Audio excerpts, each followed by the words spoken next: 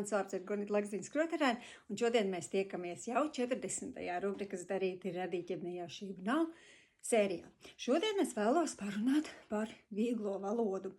Vēl pirms dažiem gadiem es pati nezināju, kas tā ir par valodu, un visticamāk tādu vārdu savienojumu izdzirdot, manā prātā būtu izveidojušies līdzīgi stereotipi tiem, ar kādiem vieglā valoda saskars vēl joprojām.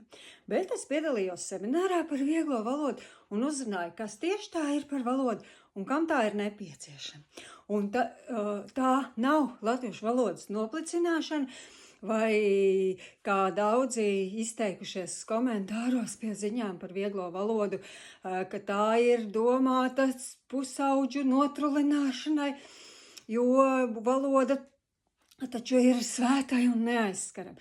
Bet pirmām kārtām vieglā valoda ir nepieciešama cilvēkiem ar uztveres grūtībām. Tas var būt kādu garīgās attīstības traucējumu vai veselības problēmu dēļ.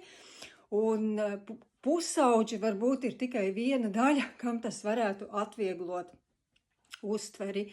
Un, protams, viena daļa ir arī ārzemnieki, kuri mācās latviešu valodu un kuriem tādā veidā iemācīties valodu būtu daudz vieglāk, ja teksti būtu vienkārši un viegli uztverami.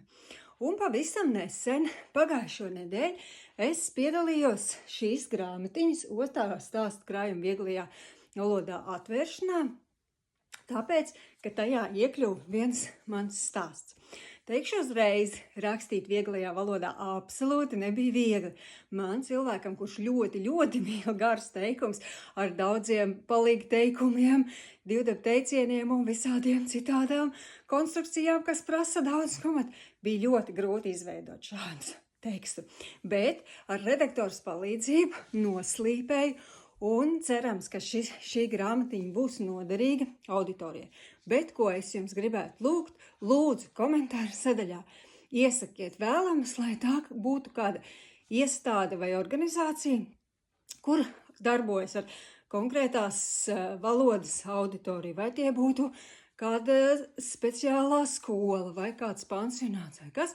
Iesakiet, es labprāt vienu no saviem autoru eksemplāriem atdāvinātu šai iestādei, lai dot cilvēkiem iespēju lasīt grāmatas un uztvert literatūru viņiem saprotamā valodā. Gaidīšu jūs ieteikums un tiekamies nākamreiz. Čau, čau!